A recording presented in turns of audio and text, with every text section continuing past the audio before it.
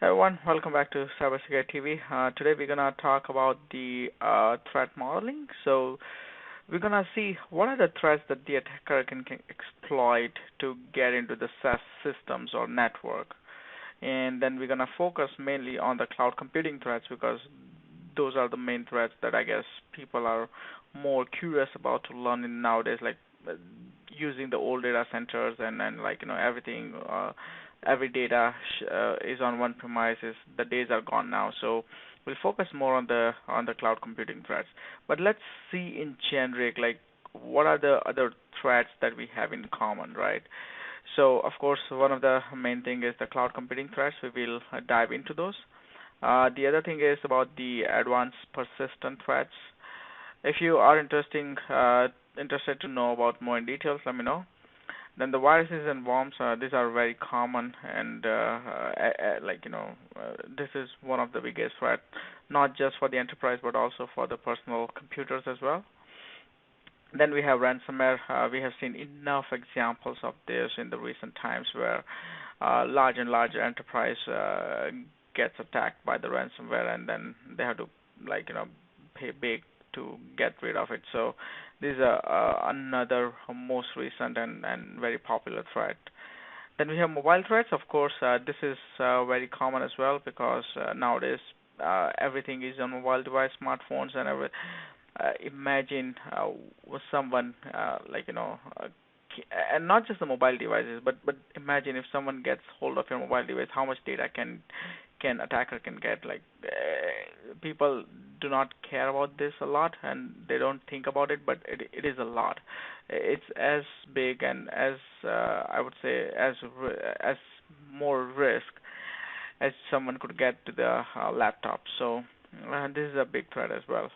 Then we have botnets. Of course, by using computing, cloud computing, there are a lot of botnets and those sort of attack that's been happening as well. Then we have insider attack. This has never gone off the list ever since we have the internet, or ever since we have this enterprises, and there is always an insider threat, and that's why uh, companies are investing, or I would say utilizing more and more of the security awareness trainings and stuff like that. Then we have phishing. Again, sort of like relates to the security awareness. People should be aware, like how can they get phished. But again, this is one of the Kevin Mitnick. If you have heard name of the person, he is the famous, I guess, person who would conduct this sort of phishing attack. So this is also very common. Then we have web application threats. We talk about this all the time. We have a separate playlist about all the application attacks. So if you are curious to know, just go and check it out. But there are just thousands of application threats we have, and nonetheless, IoT threats. Because there are things like smart refrigerator, right? So that's an Internet of Things. We have smart speakers, we have Alexa, we have Google Home. Uh, I don't know, like we have just tons of smart devices into our home, and every device is susceptible to the attack. Now imagine one scenario. It's your home network and your home router. I bet 50% of the people are not patching their home router regularly. So of course that's a basic attack, or basic I would say target for any attacker.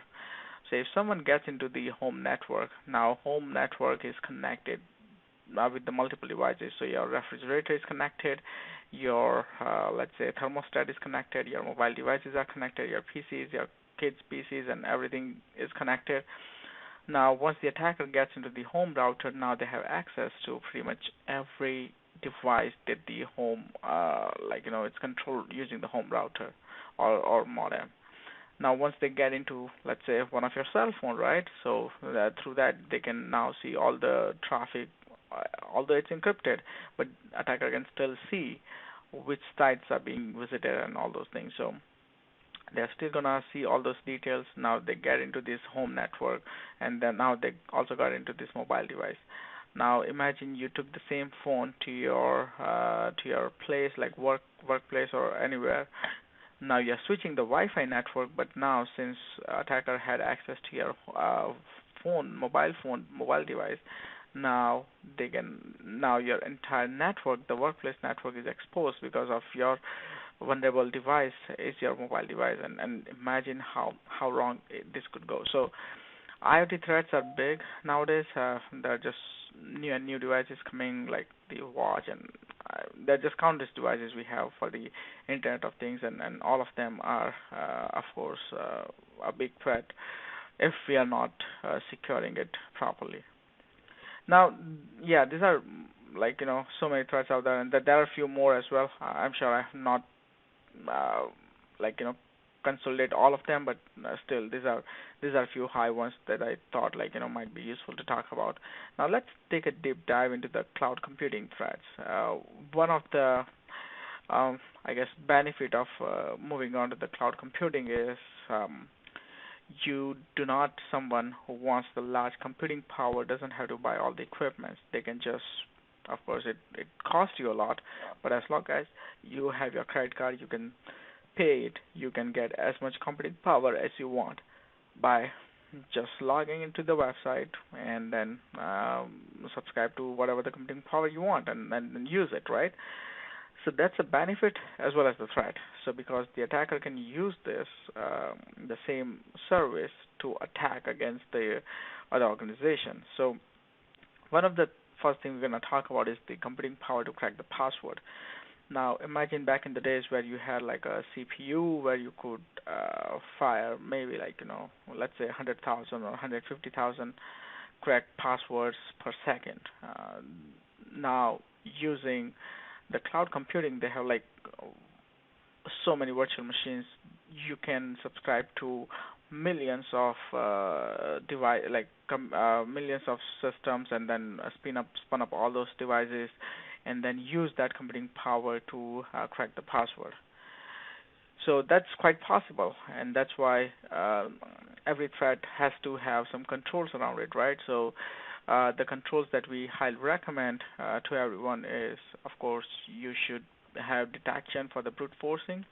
You should also make sure your passwords are complex, because even though your passwords are, let's say, very complex, and it is, let's say, 16 characters with alphanumeric and everything, then even like the millions of computing power, like even someone tries to crack with a million passwords a second, they're not able to crack it, because of course your password is secure.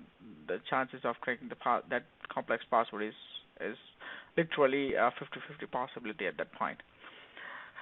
So of course there's a big threat, but then we also have control around it, and that's something everyone should consider.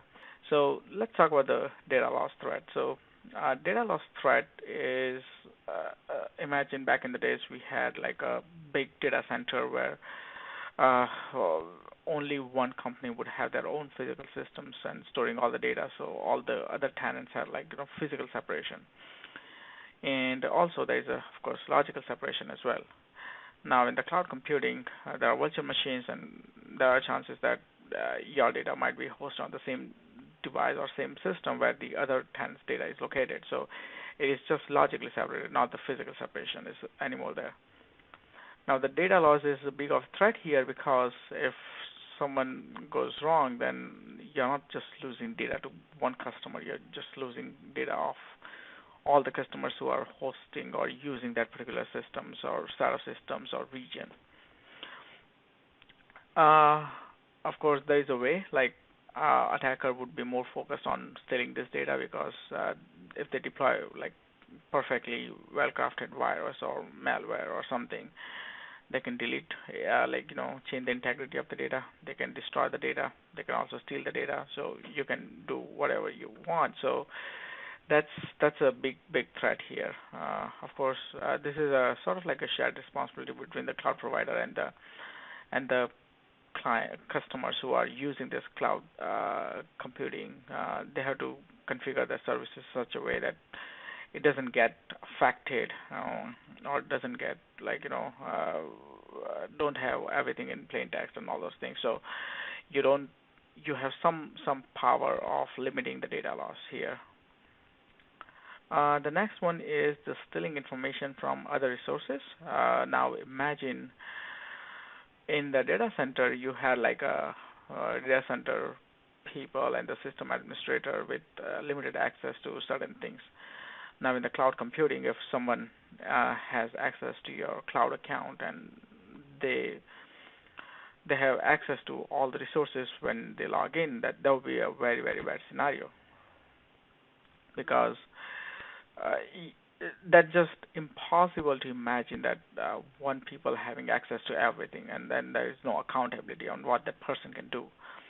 And that's why we have this cloud provider provides with the policies and other controls like logging and roles and all those things which administrator can use and restrict the employees to use what kind of things that they can do after having access to the cloud account. So like if you need access, let's say if the HR person need access to the some of the data like the employees data, they will only be able to access that particular data and not anything more than that. So you can have these roles and policies defined to cover control this threat. And the last one is the DOS attack. So we pretty much talked about this by discussing about like how much computing power one can have. So if I can like subscribe to let's say millions of EC2 devices and then I use those computing power to attack against one of the system, I can absolutely do that, and that's very easy to carry out. Like if the cloud provider is not fast enough to understand and react to the situation, and also the defender or the victim is not does not have any control in place, like the intrusion detection or prevention sort of systems, firewalls and all those things, then of course this attack could be successful. But then again, we have these controls in place, and if you are not using these controls in the right way, you could be susceptible to these threats as well. So there are so many other threats out there. Like once we go into more depth, I guess we'll talk about those.